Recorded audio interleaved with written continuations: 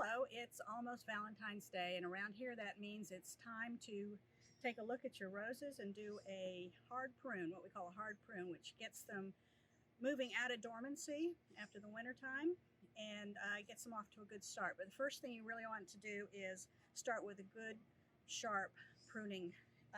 And here we have our pruners. Now they look kind of old, but all I'm doing is sharpening it, and I'm only sharpening on the beveled side of the blade.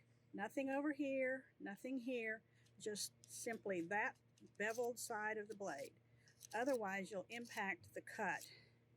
This should give us a nice clean cut. It's a David Austin rose called Lady of Shallot, or we prefer shallot, but anyway. First thing you're going to want to do is get rid of anything that's dead, diseased, or dying. Here we have right here something that has sustained some death. So we'll get rid of that. I'm going to use my loppers back here to get rid of this dead cane way down here at the base. Get rid of that. And then you want to take a look at anything that might be crossing. Anytime you've got these canes crossing each other, it gives an opportunity for the invasion of disease. So here, you'll see this guy is crossing with this guy. If I don't hang myself up here, I'm going to get rid of that guy. You'll notice I'm wearing very long gloves. They're called gauntlet gloves. They're perfect for taking care of roses. Once we get all of the crossing, dead, and dying things taken care of, then we come back and we remove anything that's smaller than the diameter pencil, because it's not going to be able to produce any sizable kind of rose for you. And we'll keep doing this for quite a while. I'm going to get rid of this top part of this too, because it's dead. So as you work on it, you'll come back and you'll see some things that are impacted. There we go. See, it's still dead right there. So I'm going to come down even further and hope to get something cut. I also want to make sure that the center of the shrub stays open as much as possible. That's for air circulation that will cut down on any possible diseases and things. So this guy is actually sort of growing towards the inside, and I'm going to take him off now.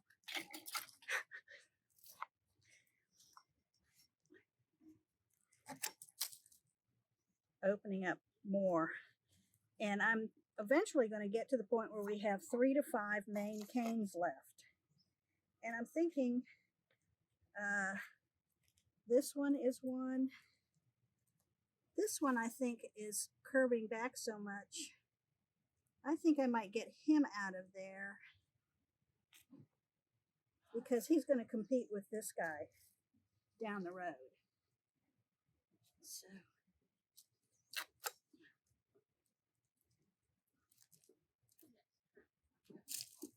this is an older cane right here, and I think it's time to go ahead and let him go. We have some newer ones coming on that are going to do a fine job of providing canes for us. Now we're down to 1, 2, 3, 4, 5, and that's about the maximum number that you want to have as far as your remainder canes when you do a hard prune like this. You'll notice it's an open center. You want to have it wind up being like an open vase or an empty ice cream cone. That's what you're going for. Now I'm going to continue cleaning this up a little bit, and ultimately I will be coming back to cut off from outward facing buds. Here's an outward facing bud, and when we cut this here, it will promote growth this way, away from the center of the bush. That's how we keep the shrubs healthy. I'm going to cut this guy off all the way.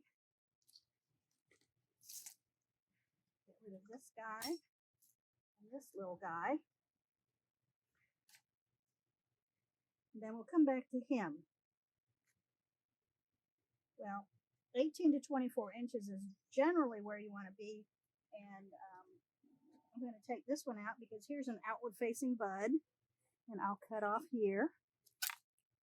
And see, with the sharp pruners, we get a good clean cut like that. Here we have one, and I can cut him right above this one, and that will give us another clean cut. We're making these shrubs look really ugly at this point, but in the long run, it's what they love, that's how they grow, and that's how they replenish themselves. And so here we have the final product. It's pretty ugly, but that's what we're doing to make it be pretty soon in the first flush of flowers in the springtime. But before that, we'll have gorgeous dark green foliage covering this whole plant. And that's what you have to do. You have to make them ugly before they can be pretty. Now, this is a knockout rose. Many people have them in their yards. They think of them as low maintenance, and they are to a certain extent. They are definitely disease resistant. But you really do need to prune these heavily, just like you prune other roses. In fact, probably more so. After every flush of flowers, you probably could come out here and just hit it again. And with you don't have to be as careful about hitting outside buds, outward facing buds, as you do on regular roses. They are going to grow in and amongst themselves. So some people have been known to just take their shears and just cut straight across at a very low spot. And it's been very rewarding to do that. It's quick and it helps the rose recover. So the knockouts are very similar to the other rose. It's just they can take a little bit more of a beating. As I mentioned, this is a shrub rose, a David Austin rose. It's been pruned, though, exactly how you would prune a regular hybrid tea or floribunda or grandiflora. Essentially, you're trying to get the center of the rose open and make it shaped like an upside down vase or open ice cream cone. Cutting on the outside edges for outward facing buds. And we have now completed our roses, the hard pruning for our garden here in the Botanical Garden in Brunswick County. We've just completed it. If you'd like to come by and see what we've done and what you can make your roses look like, please come visit us. We'd love to have you.